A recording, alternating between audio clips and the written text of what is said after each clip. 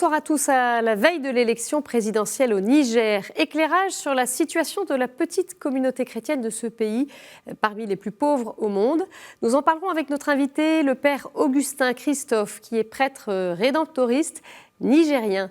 Mais pour commencer, quelques repères géographiques.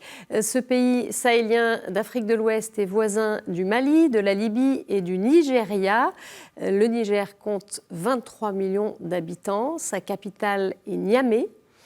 Majoritairement musulmans, il ne compte qu'1% de chrétiens, une toute petite communauté, on en parlera. Alors la situation sécuritaire est le défi numéro 1, le Niger subissant depuis 2011 des attaques terroristes répétées provoquant des mouvements de population. L'attaque le 13 décembre à Difa dans le sud-est attribuée à Boko Haram et l'assassinat en août dernier de 6 humanitaires français en sont de dramatiques exemples. Mais on apprenait aussi une bonne nouvelle en octobre, la libération du père Pierluigi Macali, missionnaire italien, retenu otage pendant 2 ans au Sahel. Il a accepté de témoigner dans cette édition, vous l'entendrez.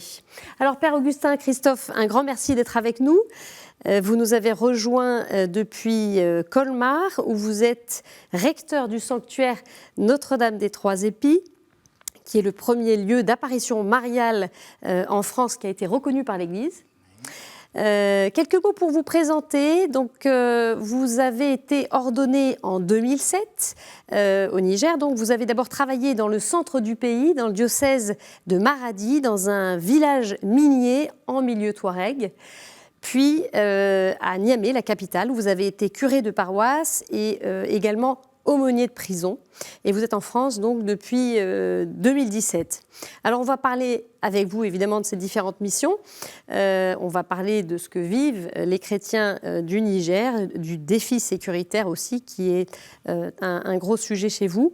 Mais peut-être juste en quelques mots, est-ce que vous pouvez nous parler des chrétiens de Niamey où vous avez longtemps travaillé ? Les chrétiens, surtout à Niamey, c'est très cosmopolite, hein. Parce que les chrétiens autochtones venant la plupart du Dolbel, du Goulmou et puis de l'autre côté de Maradi et de Zender sont très minoritaires dans la grande masse des chrétiens.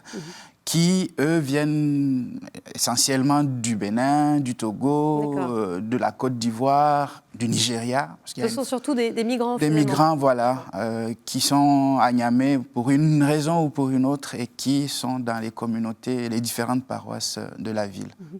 Alors, on y reviendra. On va aussi évoquer une actualité qui a touché Niamey et plusieurs autres régions du Niger. C'était fin août. Les pluies torrentielles et inondations qui en ont découlé sur certaines rives.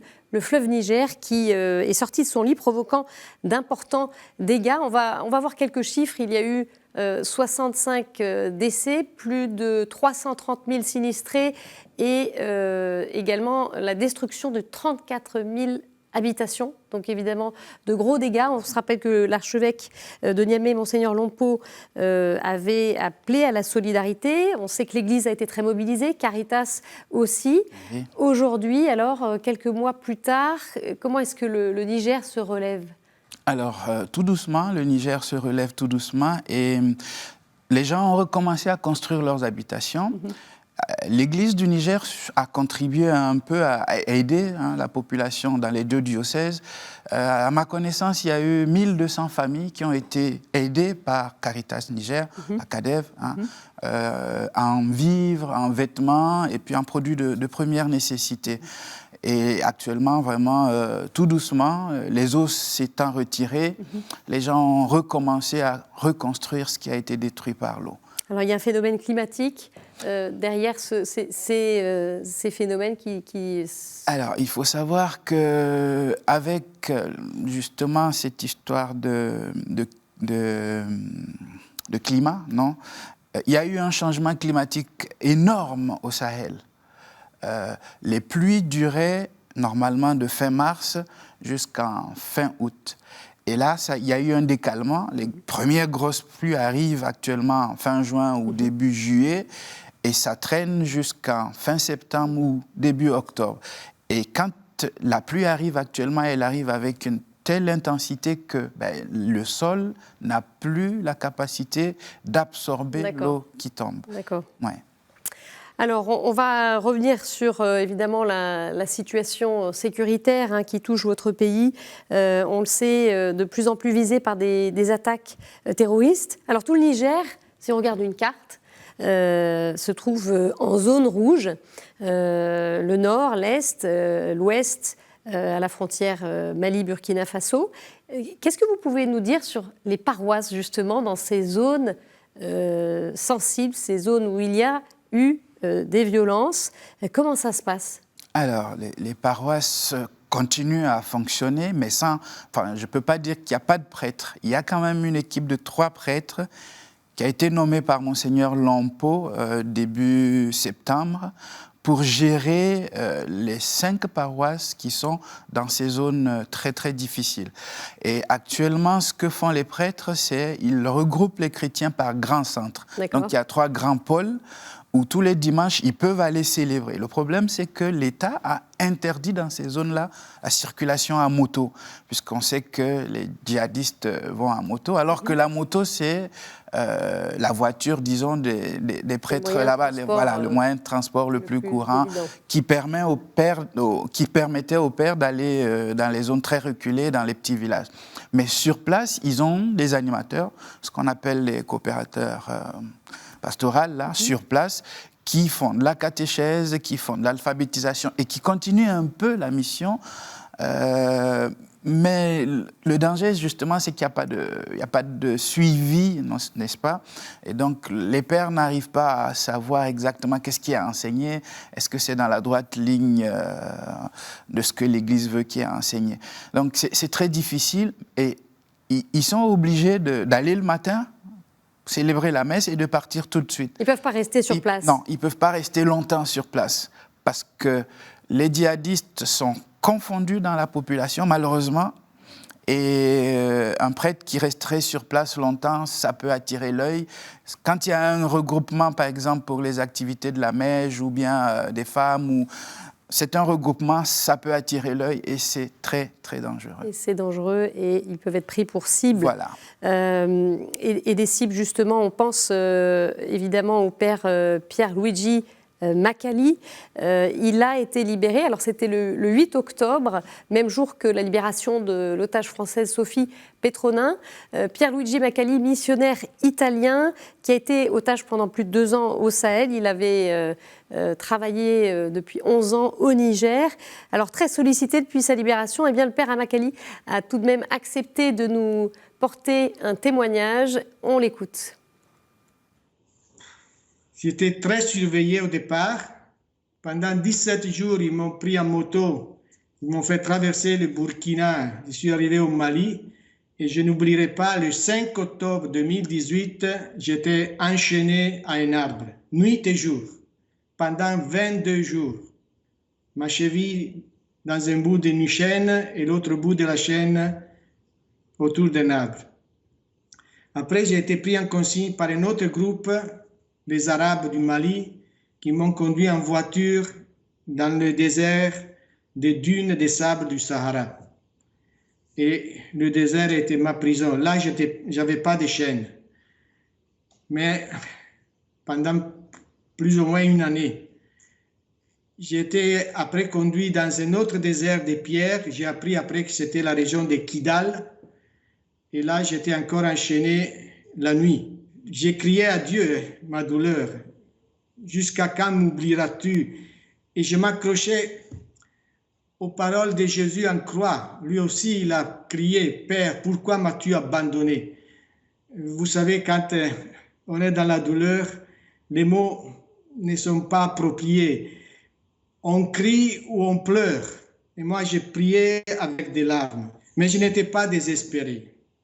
Je me disais, tôt ou tard, cela finira. Et il y avait 2 psaumes que je récitais par cœur et entièrement. C'était le psaume 129. Des profondeurs, j'écris vers toi, Seigneur. Seigneur, écoute mon appel. Et le psaume 22 du bon berger. Peut-être ce que j'ai reçu en don de cette expérience, c'est cette communion profonde avec toutes les victimes innocentes.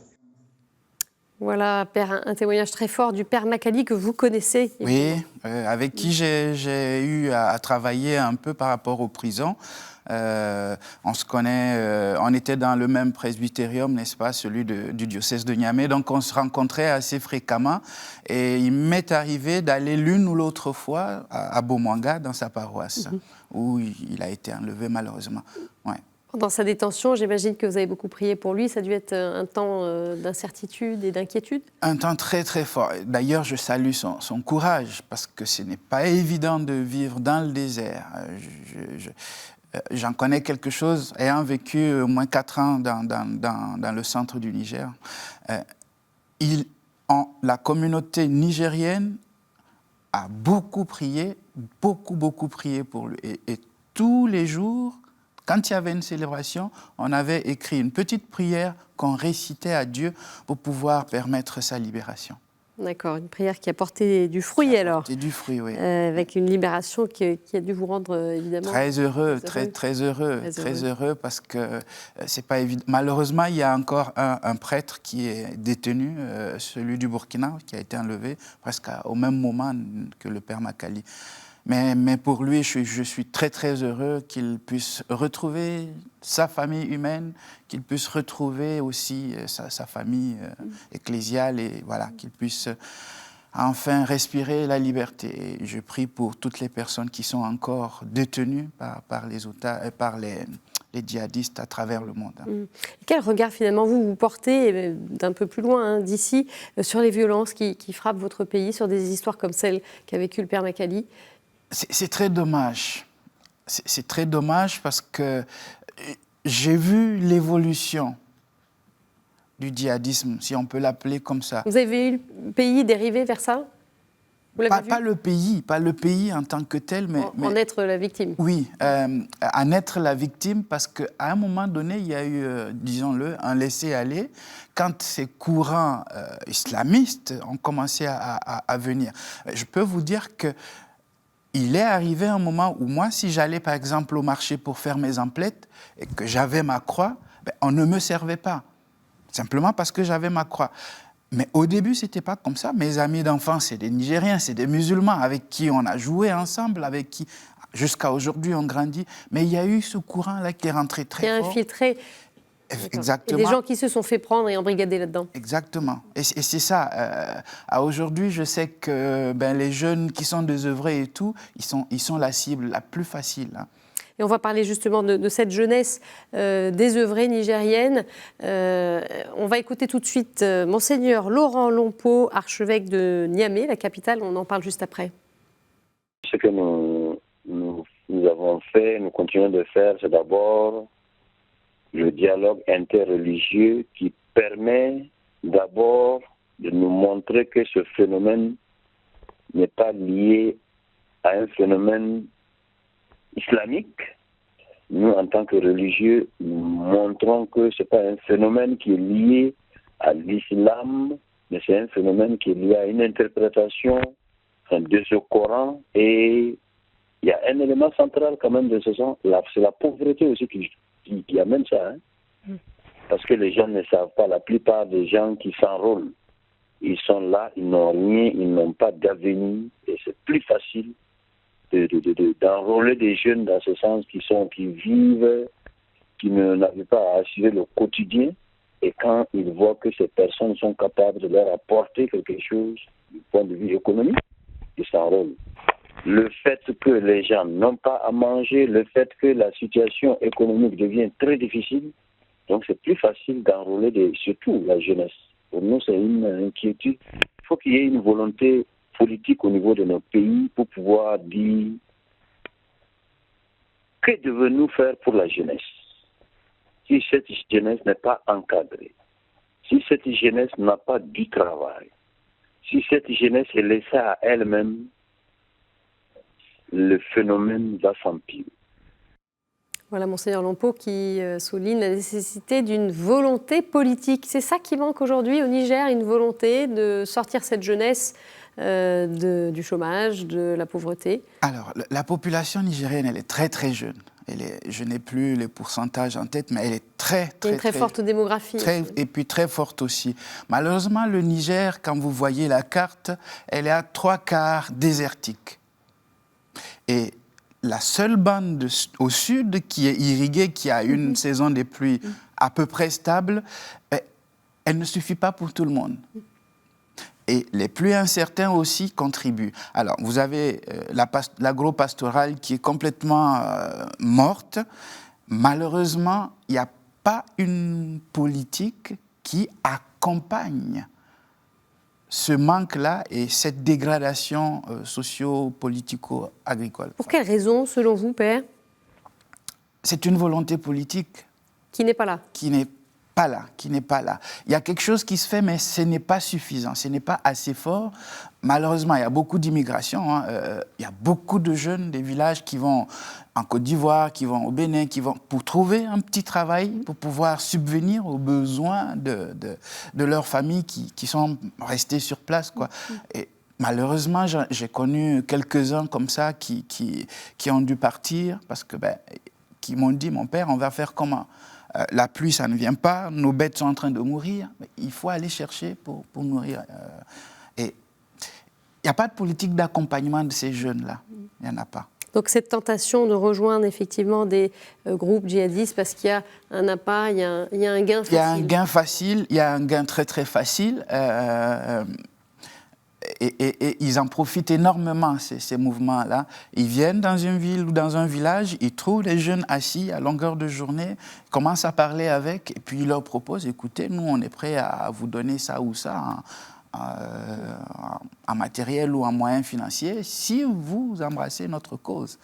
Et le jeune qui, dans la journée, n'a rien à manger, qui se retrouve avec ça, vous voyez, c'est tout de suite, il est parti. Et c'est ça qui est vraiment dommage, quoi. Il faut essayer de le combattre. L'Église essaye de faire quelque chose. Qu'est-ce qu'elle fait, l'Église, justement, concrètement ? Alors, il y a un projet que je connais qui s'appelle Zamantare, c'est-à-dire Vivre ensemble, qui essaye d'éduquer et qui essaye d'éduquer à la base les jeunes en les aidant de manière à ce qu'ils puissent avoir une éducation décente, de manière à ceux qui veulent faire un petit travail, un petit apprentissage, qu'ils puissent le faire aussi. Et ce projet-là, malheureusement, ce n'est pas pour tout le Niger, c'est juste pour la région de Difa, où il y a Boko Haram qui sévit. Et donc, je sais qu'il y a beaucoup de jeunes qui essayent de rentrer dans ce projet-là, qui essayent d'être accompagnés dans ce sens. Mais il en faudrait d'autres. Il en faudrait beaucoup d'autres. Le Niger est très grand. On se souvient des émeutes de 2015 qui ont suivi Charlie Hebdo, les attentats, avec des églises qui ont été brûlées à travers le Niger.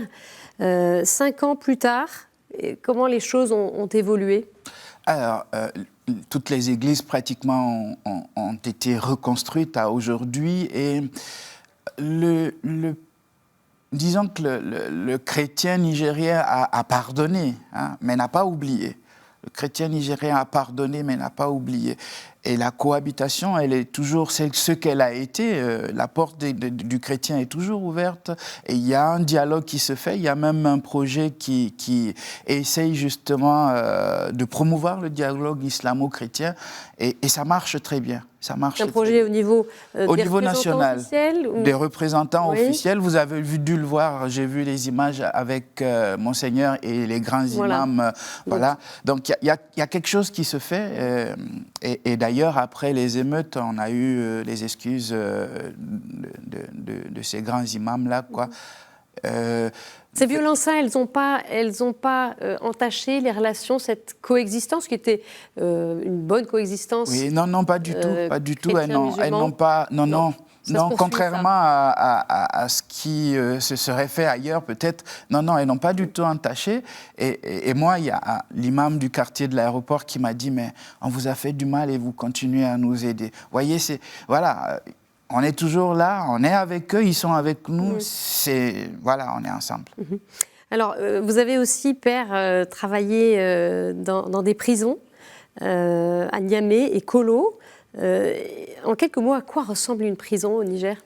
Alors, une prison au Niger ressemble à un marché.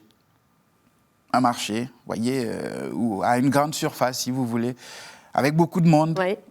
Une petite superficie avec beaucoup de monde. Les prisons au Niger sont surpeuplées. Depuis surtout l'avènement des mouvements djihadistes, hein, donc tous ces prisonniers-là sont reversés dans les prisons. Voilà, il y a pas de. C'est vrai qu'ils ont leur quartier, mais ça gonfle quand même le nombre. Alors pour exemple, la prison par exemple de Niamey, elle a été construite au départ pour 350 personnes dans les années 1940. Aujourd'hui, c'est le même bâtiment, et aujourd'hui, il y a plus de 1000 détenus. Donc une surpopulation. Une surpopulation avec terrible. Tout ce que ça peut engendrer. Exactement. L'État est en train de vouloir construire une nouvelle prison, mais je ne sais pas où est-ce que ça en est. Alors vous avez travaillé avec une petite sœur de Jésus, sœur Ria, qui est toujours au Niger et qui continue à œuvrer et visiter les prisons. On va écouter son témoignage. Les prisons sont surpeuplées.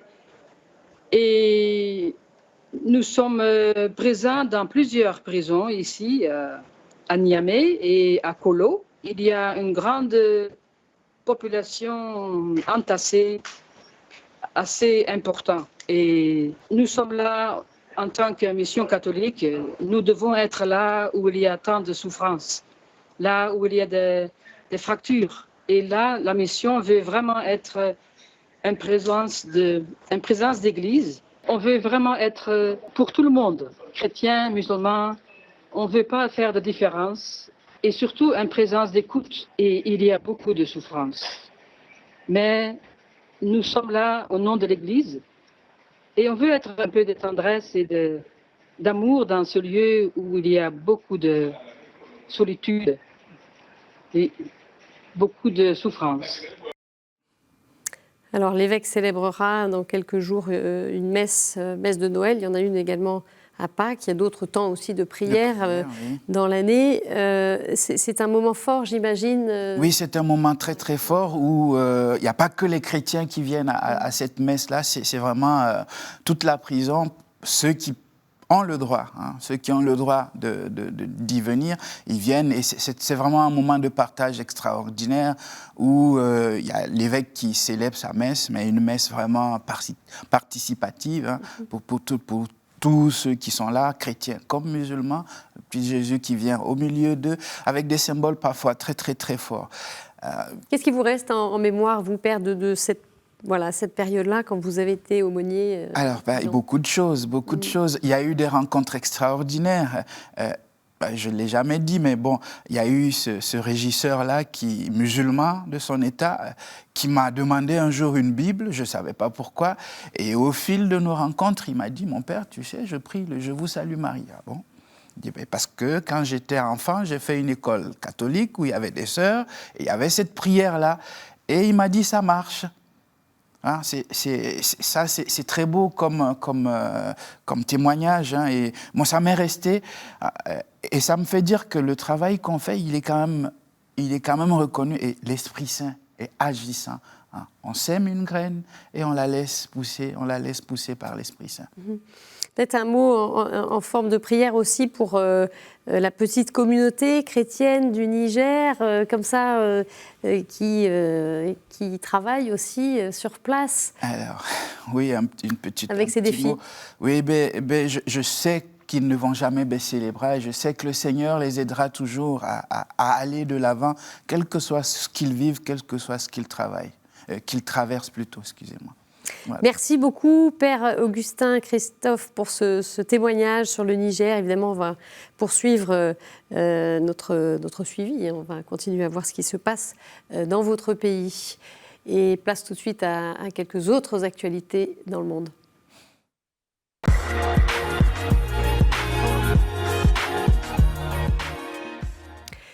C'est une première, la rencontre internationale des jeunes de Thésée, prévue du 27 décembre au 1er janvier, se déroulera entièrement sur Internet. En cause, la pandémie du Covid-19, empêchant les milliers de jeunes chrétiens de se réunir, comme ils le font habituellement chaque année dans une ville d'Europe. Ainsi, le rendez-vous qui était prévu en Italie, à Turin, a été reporté d'1 an. Thème de cette 43e édition, espéré à temps et à contre-temps.